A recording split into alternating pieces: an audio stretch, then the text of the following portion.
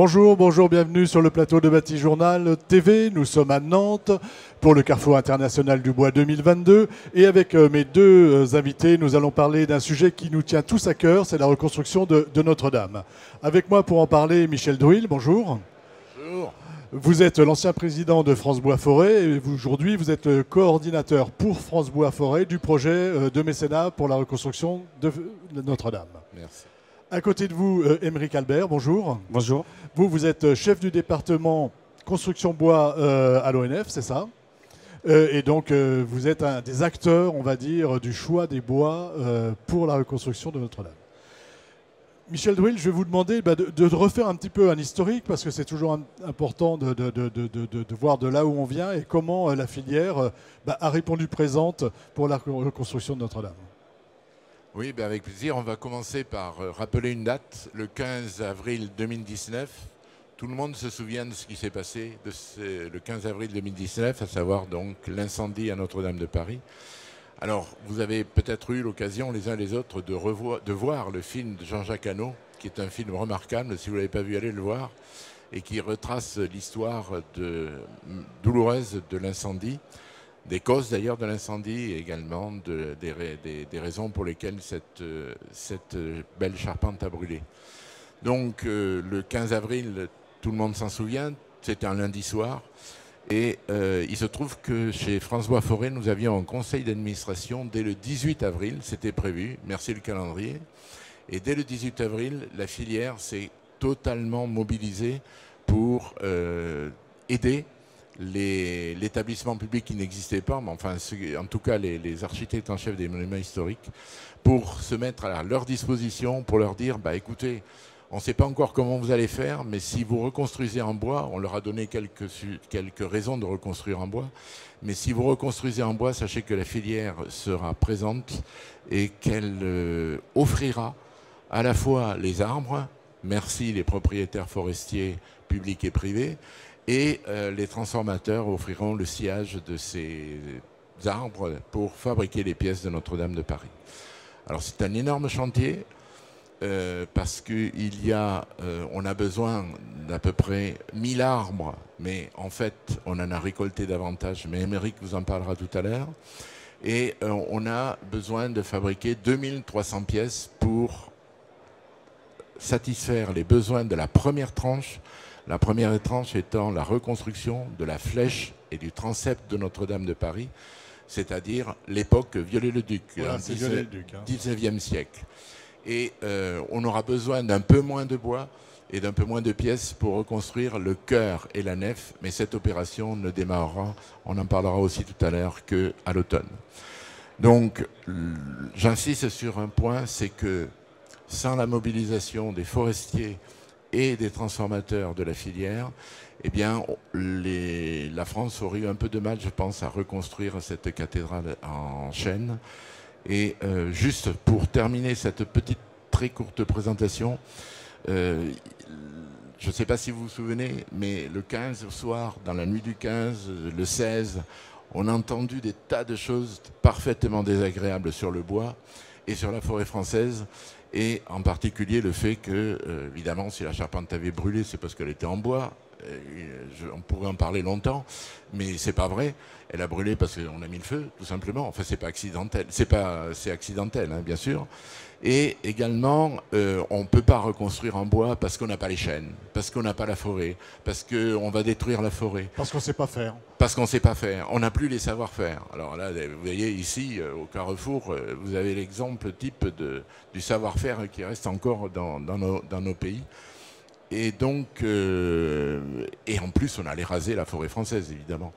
Donc, c'est une motivation supplémentaire qui a fait que le conseil d'administration de France Bois Forêt a vraiment, à l'unanimité et tout à fait spontanément, décidé de dire non, on peut offrir les bois.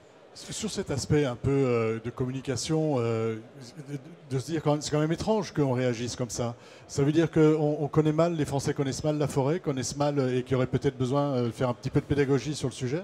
Alors là, on peut faire une émission. On en fera, mais là, vous avez 30 secondes. Mais simplement pour dire que la forêt française, bon, elle souffre comme toutes les forêts du monde aujourd'hui, un peu avec le réchauffement climatique, mais historiquement, il faut savoir que la forêt française, et encore aujourd'hui, elle est toujours en croissance. Et elle est en croissance à la fois en surface, mais elle est également en croissance au niveau du stock de bois qu'elle contient. Et cette forêt française, elle est en croissance de nouveau depuis le milieu justement du 19e siècle, sachant qu'elle a profondément réduit de volume entre on va dire le début de l'ère chrétienne et le 19e siècle, tout simplement parce que la population augmentant, les gens avaient besoin de davantage de bois pour se chauffer, davantage de bois pour chauffer leurs aliments. Et ça reste encore un énorme besoin dans le monde. Et donc la forêt française, sa surface a été diminuée par 2, de plus de 2. Elle est passée de 38 millions d'hectares à l'an 0 jusqu'à 8,5 millions d'hectares à peu près au milieu du 19e siècle. Et elle est aujourd'hui de 17 millions d'hectares. Alors quand on dit qu'on déforeste, nous, ça nous fait bien rigoler. Mais malheureusement, c'est un Voilà, c'est un vrai commun. sujet. Oui. Quand même, il y a un peu de pédagogie à faire là-dessus. Vous en faites à l'ONF ? Bien sûr, on a un service communication qui passe beaucoup de temps à expliquer. Il faut savoir que les forestiers ne vivent pas, et la forêt ne vit pas dans le même espace-temps que le grand public. Nous, 10 ans, 20 ans, c'est un pas de temps normal où on ne fait rien en forêt, mais ce n'est pas pour autant que la forêt n'est pas gérée et qu'elle est abandonnée. Et ça, il faut arriver à expliquer au public qui a connu une forêt pendant un certain temps et qui va évoluer tous les 5, 10, 15, 20 ans avec des marques dans le paysage qui peuvent changer. Qui peuvent choquer et changer. Et donc, voilà, une grosse communication à mettre en place. Et nous, on a un service dédié au niveau national qui gère tout ça. Alors, on ne va pas en parler aujourd'hui, mais un jour, on fera même une conférence sur le sujet, si vous voulez. Comment l'ONF s'est inscrit dans ce projet, on va dire, aujourd'hui. Et après, on verra comment vous avez travaillé pour aller chercher les chênes. Alors, l'ONF, c'est le gestionnaire des forêts publiques, donc forêts des collectivités, mais aussi forêts de l'État, les forêts domaniales. Et forcément, on est membre du conseil d'administration de France Bois-Forêt. Et dès les premières décisions, on s'est mobilisé pour savoir comment on allait s'organiser, si le bois était retenu.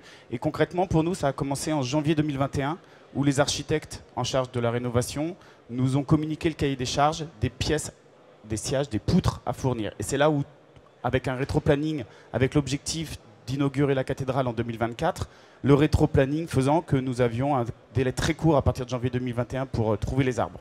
À part ce délai très court, est-ce que leur cahier des charges vous a surpris? Est-ce qu'il y a des choses où vous vous êtes dit « oulala, ça va être compliqué » ? Alors dans les 2300 pièces attendues pour la rénovation, pour la reconstruction, il y a une 60aine de pièces exceptionnelles par leur taille, par leur forme, par leur dimension. Et sans ces pièces-là, on ne pouvait pas reconstruire la cathédrale. Donc on a commencé par chercher ces pièces-là et on a mobilisé toutes nos équipes sur ces pièces-là, sachant que les architectes ont participé d'ailleurs, en disant si on ne les trouve pas, le projet s'arrête. Voilà. Mais vous étiez persuadé, vous saviez que vous alliez les trouver ou pas? Vous leur avez dit tout de suite ou On savait qu'on les emmenait tout de suite dans la forêt, donc la forêt domaniale de Bercé, qui est à côté du Mans, dans la Sarthe, où on a dit si on doit les trouver, on les trouvera ici. Est-ce que c'est ce qu'on voit à l'image? C'est bien sûr ce qu'on voit à l'image. Donc là, c'est les propriétaires. C'est un film réalisé par France Bois-Forêt qui retrace la collecte des 1200 arbres nécessaires au début de la reconstruction. Et on vous présente donc la forêt domaniale de Bercé, qui est une forêt gérée par l'ONF et de tradition sylvicole française qui a débuté il y a 350 ans sous Louis XIV. On hérite aujourd'hui d'arbres qui datent de plus de 300 ans et qui nous ont permis de pouvoir reconstruire ou donner une chance de reconstruire Notre-Dame en chêne. Rappelez-nous en quelques mots cette tradition sylvicole.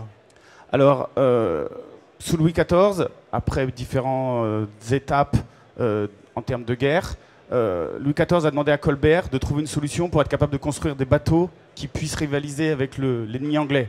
Et donc, Louis XIV a mis en gros une partie des forêts royales sous cloche en disant on aura besoin de ces bois-là pour faire des bateaux, des mâts. Et aujourd'hui, on a mis en place une sylviculture qui nous permet d'avoir des arbres de taille exceptionnelle, plus de 50 mètres de haut, 1 mètre de diamètre, quasiment parfait. Voilà. Et nous, comment on prépare l'avenir par rapport à ça? Alors c'est le rôle de mes collègues au quotidien. On hérite de ce patrimoine, on le gère, c'est ce qu'on appelle la gestion durable des forêts. Et notre rôle, c'est de faire en sorte que nos successeurs, les générations futures, bénéficient d'un même patrimoine. C'est le rôle des forestiers de l'ONF. On revient à Notre-Dame. Sur la flèche, si j'ai bien compris, on a besoin de bois qui ont une forme particulière. Et c'est ces bois-là que vous êtes allé chercher, là, notamment ce jour où a été filmé ce film. C'est exactement Expliquez-nous. ça. Alors là, vous voyez justement le chargement de ces grands bois. En fait, la flèche, elle repose sur 2 poutres qui sont en diagonale et qui supportent l'ensemble de la flèche, qui font plus de 20 mètres de long, qui sont de taille plus d'1 mètre de diamètre et qui sont légèrement courbées pour suivre la future voûte de Notre-Dame. Et il nous fallait ces pièces-là, donc ces 3 pièces-là, pour arriver à reconstruire toute la flèche. Donc on a cherché 9 arbres pour avoir un taux d'erreur et un taux de perte. Et aujourd'hui, on est satisfait parce que 18 mois après, les arbres ont été exploités, abattus, sciés. Et sur les 9 arbres qu'on cherchait, on en a trouvé 8 qui conviennent. Donc pour nous, on a réussi à trouver des arbres exceptionnels, hein, plus de 20 tonnes, 20 mètres de long, des arbres qui ont 250. Celui-là, je crois qu'il a presque 300 ans.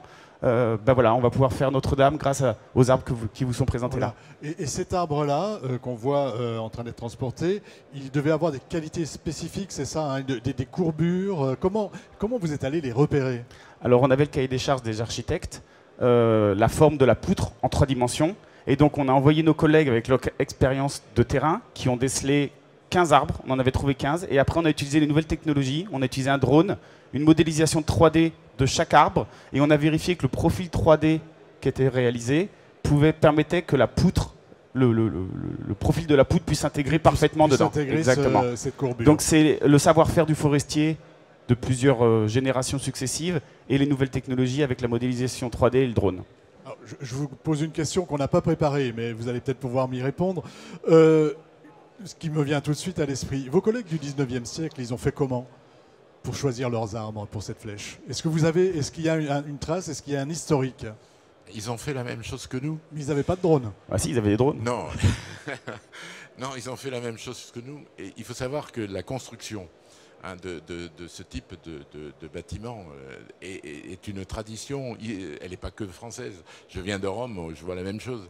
Et donc on a une vieille tradition, de vieux savoir-faire, une énorme expérience. Donc par l'expérience on fait. Ce que dit Émeric, c'est qu'avec les moyens modernes, ça nous permet d'être plus sûrs, de sélectionner plus facilement des arbres, etc. Ce qu'ont fait les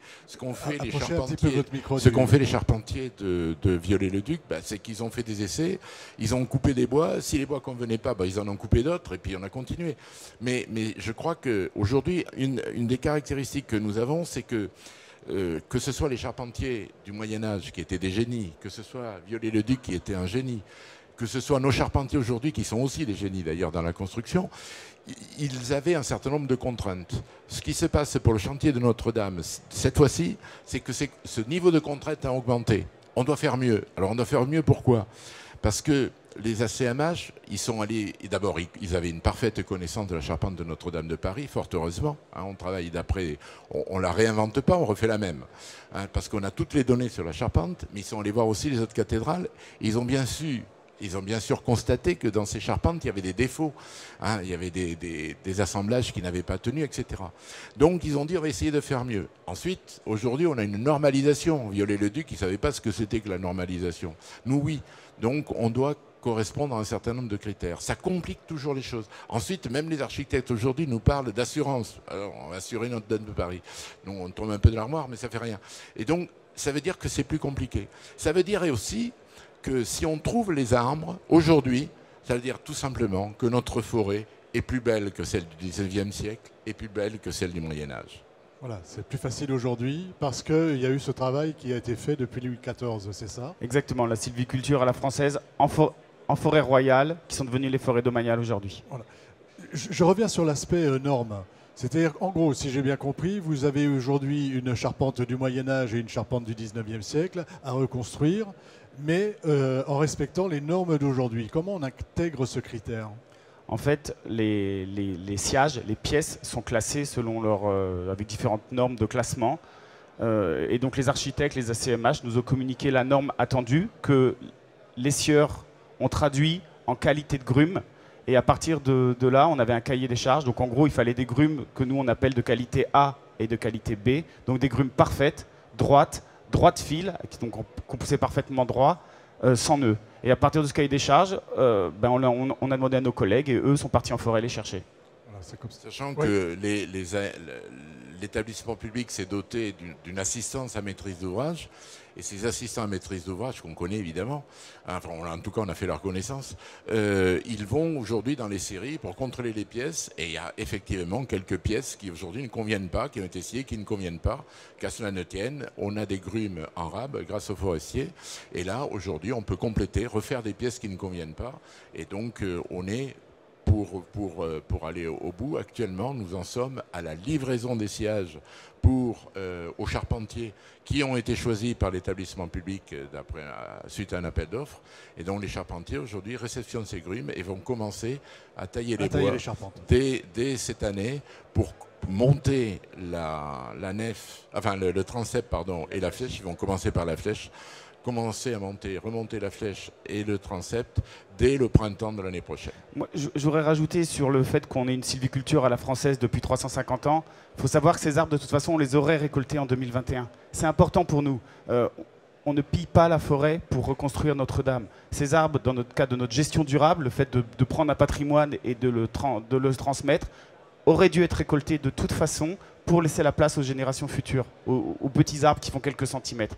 Et finalement, c'est un honneur pour les forestiers. Tous les collègues qui ont participé à ce projet le disent, et on le voit dans les films, voilà, on participe à un projet centenaire, un projet exceptionnel, et en plus on fait notre métier, et on le fait bien, on peut montrer qu'on le fait bien. Donc c'est un vrai honneur de pouvoir donner une deuxième vie à ces arbres dans la charpente. Donnez-nous une échelle aujourd'hui par rapport aux arbres qui ont été abattus pour Notre-Dame, et puis ceux que, dans une gestion normale des forêts, on abat. Alors chaque année en France, toutes forêts confondues, hein, domaniales, publiques, privées, on récolte à peu près 2 millions de chênes par an. Et là, pour Notre-Dame, on va en récolter entre 2000 et 2500 au total. Donc c'est beaucoup moins que ce qu'on récolte, c'est moins d'1%, 0,1% de ce qu'on récolte de toute façon chaque année. Et nous, on va le faire sur 3 ans. Donc c'est vraiment une goutte d'eau dans l'activité de la filière forêt française. Encore une question idiote. Est-ce qu'on connaît le taux de régénération, on va dire, par rapport à ces arbres qui sont coupés? Combien d'autres chênes poussent? Alors à chaque fois que nous, donc vous le verrez dans le film, à chaque fois que nous on récolte un arbre mûr, mature, en fait on en récolte un pour laisser la place à 100 000 individus. Alors qu'ils sont tout petits, hein, on n'en aura pas 100 000 à la fin, mais c'est un peu comme le potager quand vous avez des carottes, vous en plantez beaucoup puis vous les enlevez au fur et à mesure pour avoir les plus belles à la fin. Ben, nous on fait pareil en forêt, sauf que ça nous prend 250 ans. 250 ans pour trouver le beau chêne. Pour trouver le beau chêne pour Notre-Dame. Alors, juste une petite chose, c'est que effectivement ce syndrome de la forêt qu'on coupe, il est très important, il est extrêmement grave, vous allez comprendre, parce que les 2500, 3000 mètres cubes de bois qu'on a coupés pour la flèche et le transept, savez-vous en combien de temps la forêt les régénère? Eh bien, elle les régénère en 2 heures. 2 heures. La chênaie française pousse aujourd'hui de 1500 mètres cubes par heure. Alors évidemment, si Émeric dit qu'il faut 200 ans, comprenez que c'est l'ensemble des arbres de chênes de France qui poussent, tous un petit peu chaque jour. Eh bien, en 1 heure, ils poussent 1500 mètres cubes de chêne.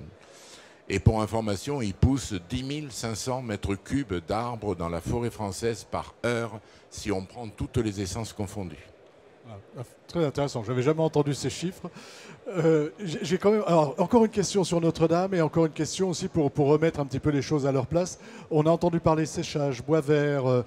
Expliquez-nous un petit peu comment ça fonctionne. Est-ce que c'est des bois ressuyés? Comment dites-nous tout, monsieur Duhil. Ou Émeric. Hein. Merci. Ah oui, le fantasme du bois sec.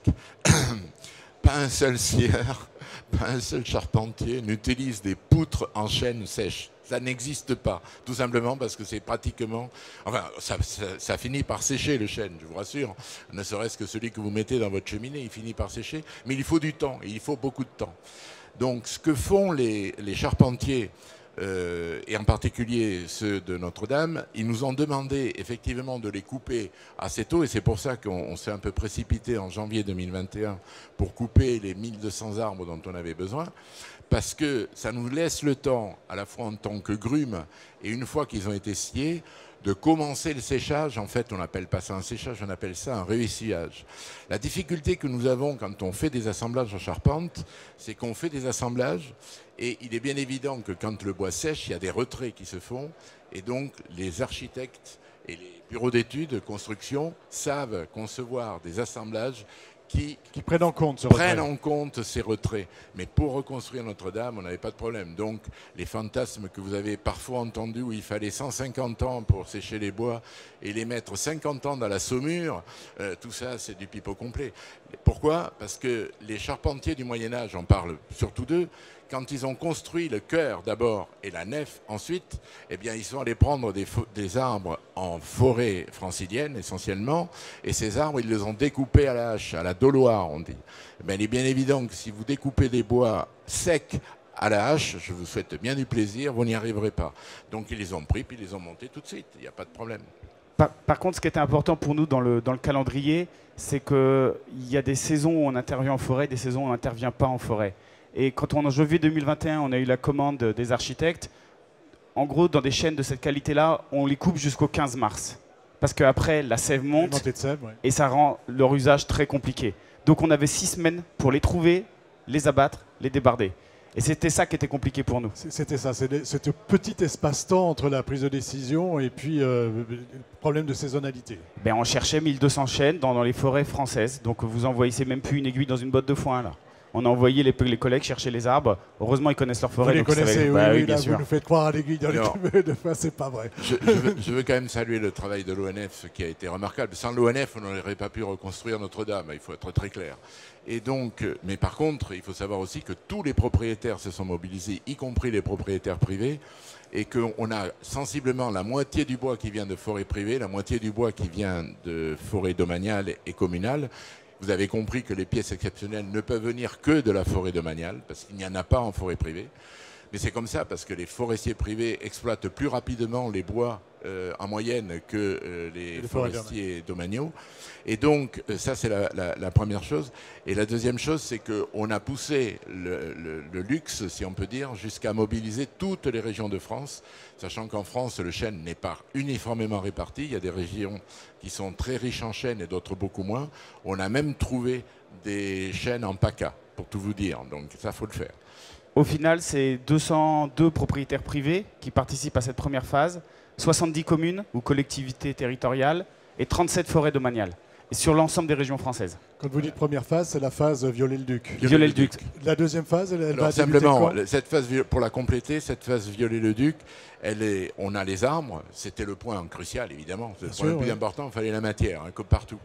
Et ensuite, on a les scieries qui, elles, ont fonctionné. On a mobilisé à peu près 45 scieries qui est un peu partout, alors plutôt dans la région nord, mais jusqu'en Charente, Dordogne, j'étais avec M. Delorière, ont scié ces bois-là, et maintenant ces bois-là vont être rassemblés sur un seul stock, on va dire en région parisienne, parce qu'on ne dit pas où il est, et ce stock, c'est sur ce stock à partir de ce stock que les charpentiers vont maintenant prélever les bois. Évidemment, ils sont tous identifiés, ils ont tous la traçabilité, on sait exactement de quelle forêt ils viennent. Enfin, on connaît tout de ces bois-là. Tout le travail qui a été fait. Voilà. De toute façon, c'est quelque chose qu'on veut transmettre. Quoi Absolument. Et on aura on pourra lire dans la charpente à livre ouvert pour les futures générations, quoi. La deuxième phase va débuter quand? Et puis ce sera votre mot de la fin. On attend une petite conclusion éventuellement. On attend le cahier des charges de la part de l'établissement public et des architectes. On devrait l'avoir au mois de juin. Et pour nous, ça commence septembre. Encore 600, 700 arbres à trouver avec des formes et des provenances très particulières. Donc les forestiers sont prêts et on attend la commande. Donc là, c'est pour les charpentes Moyen-Âge. Hein. C'est pour la charpente médiévale. Ces formes particulières, ce sera quoi? Vous avez déjà, j'imagine, une petite idée? C'est des plus petits bois. Pas mûr, mais on va dire à mi-âge, à une centaine d'années, mais par contre avec des provenances très précises, donc l'enjeu va être assez important encore pour les forestiers. Enfin, alors, autant la première phase c'était sur la totalité de la France, là on va probablement sélectionner une, peut-être 2 régions françaises, et donc ça va augmenter la pression sur ces régions, mais c'est pas grave. On va y arriver. Bien sûr. Accessoirement, si vous ne l'avez pas fait, vous pouvez aller voir l'exposition de Notre-Dame de Paris qui se trouve sous le Grand Palais, donc au niveau -2 à peu près. Enfin, on descend des escaliers, puis on finit par y arriver, puis on la voit. Il y a la maquette qui a été fabriquée par les compagnons du Tour de France, les compagnons du devoir. Donc vous avez là exactement la reproduction de Notre-Dame de Paris à l'échelle, et parfaitement exacte, à l'échelle et c'est ce que les architectes et les charpentiers d'aujourd'hui vont reconstruire. Alors évidemment, on ne se rend pas bien compte parce que c'est à l'échelle 1/10 donc, ou 1/20, je ne sais plus maintenant. Mais donc ça fait des petits bois. Mais c'est la charpente de Notre-Dame, en dehors des pièces exceptionnelles dont tu as parlé pour la flèche, dont tu as parlé Aymeric, la charpente de Notre-Dame, c'est fait avec des petits bouts de bois, quoi, globalement. Pour nous transformateurs, c'est des petits bouts de bois. C'est voilà. Pas intéressant finalement. Si.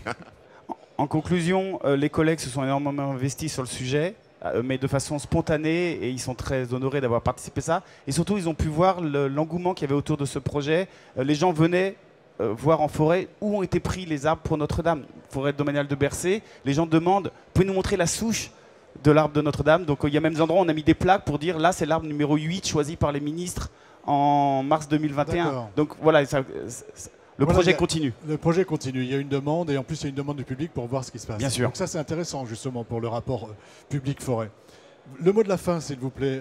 Le mot de la fin, c'est qu'en avril 2024, vous pourrez revoir, vous ne la verrez pas, mais vous pourrez voir la charpente, pas la charpente, mais la couverture de Notre-Dame de Paris qui sera refaite. Donc on pourra de nouveau aller sur les quais de la Seine et rêver de ce beau bâtiment. Voilà, mais je pense qu'il y aura plein de films qui seront réalisés sur cette belle charpente. Les films qu'on a vus là, on peut les voir où? Sur le site de France Bois Forêt. Sur le site YouTube de France Bois Forêt, vous les avez. Il y en a déjà 2 sur la première phase de recherche, sur la phase de transport et de transformation. Et puis il y en a un 3e qui durera une 30aine de minutes, un long métrage, qui retracera toute l'histoire, plus la mise en avant des forestiers et de leur sylviculture. Eh bien, écoutez, messieurs, merci d'être venus sur le plateau de Batijournal TV pour nous parler de ce magnifique projet. Une émission donc à retrouver comme toutes celles que nous tournons ici au Carrefour International du Bois sur notre site internet Batijournal TV, sur le site de nos partenaires que sont le Carrefour International du Bois et France Bois Forêt. Merci à vous. Merci à vous.